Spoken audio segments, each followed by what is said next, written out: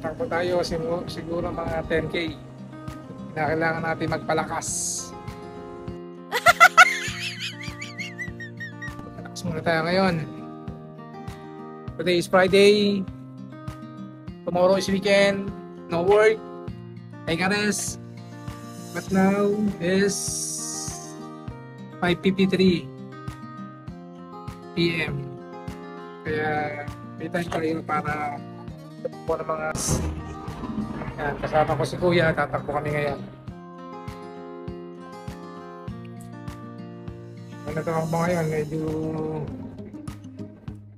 may init kasi yung kasama ko sa trabaho kaya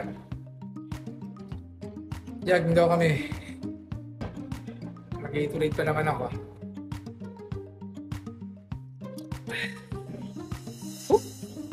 Wow! Ito na ang buhay sa Canada.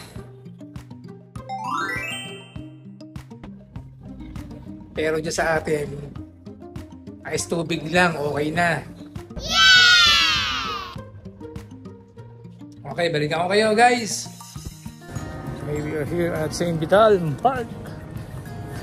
Ganda po ng paligid natin.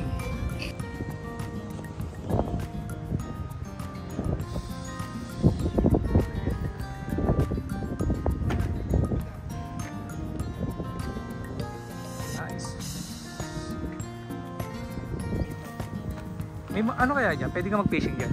Swan? Goose?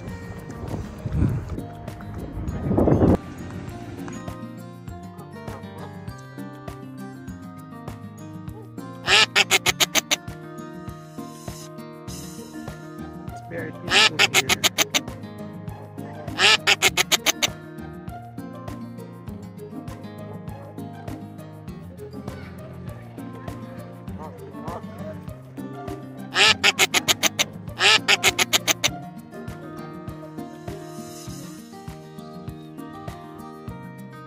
Wow!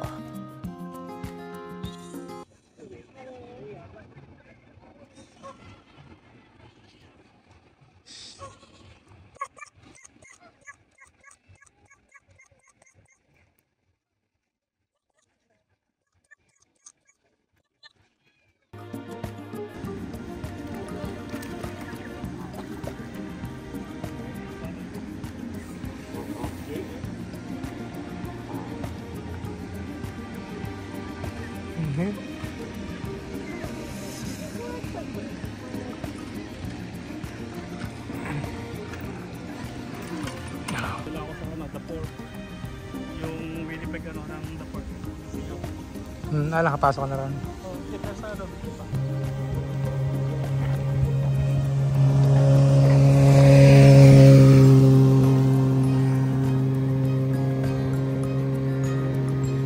May ilang ano na kaya ano natin? May ilang kilometers na? 5K? Hindi lang. Mahigit na, no? Oo.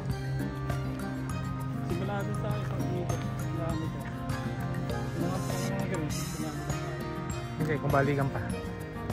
Mahigit. Mahigit 10. Ayan, dito pa rin kami. Naka-press tayo. Lumabas bahagya yung mga toxin sa katawan. Yung mga baboy na kinain ng mga nakaraan. Lumabas.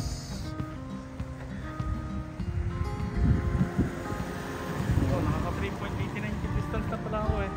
Oh, ano yan? Ilang Kilometer. So, yung hanggang dito ha. Yung paikot. Ay, higit pa tayo. Hindi times 2. Hindi, dyan tayo. Higit tayo dyan. Okay, galing kami dun. Sa kabila. Ang mga pagaspas ng dahon. Yan. Sikat ng araw. Palubog na. Teka. Oras na. Time check. 7:20 na dito mga kapatid. Ayan, 7:20 na ng gabi pero lintik ang araw. Mataas pa. Mataas pa araw, 7:20 na. So, nagsisimula pa lang ang mga tao. Ayan, mag-workout. Kaya okay din. Pagka ano ba bro? Pagka winter, ganun rin ba? Iba? Aling iba? Yung oras natin, mahaba pa rin ang araw? Pag, Maiksi na. May- Madaling na pagkagat ako. pag alas 7, kumbaga normal na. Hindi naman yung dark na dark. Kumbaga hapon yung ano pa lang, palubog pa lang. Hmm. Talagang, ibig sabihin sa kanan talaga mahaba araw, no? Mahabang araw. Tapos ang Yes, sa gabi. sikat ng araw, mga alas 5. Alas 5 sisikat na yung araw. Sa atin naman, mga alas 6. Gising ko ba alas 4? Kasi nagising ako ng Sa atin, liwanag na eh.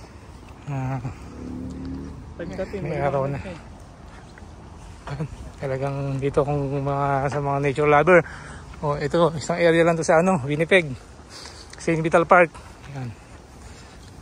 Yan. You can visit here. St. Vital Park. Maganda. Magandang pang walking, jogging, biking, picnic. Yan. Camping. Yan. You will enjoy here.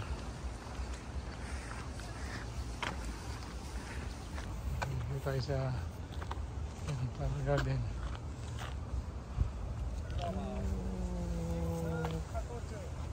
Flower Garden.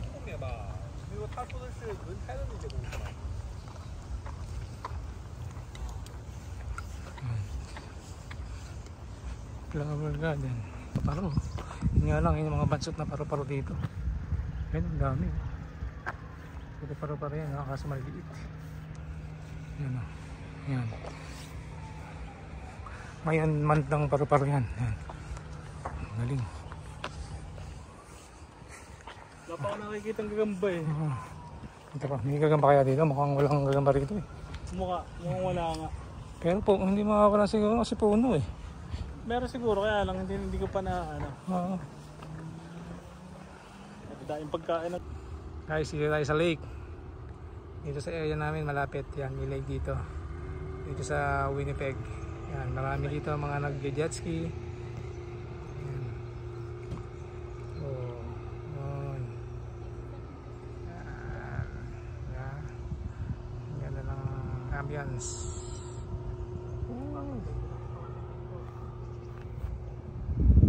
Kapatan lang, no?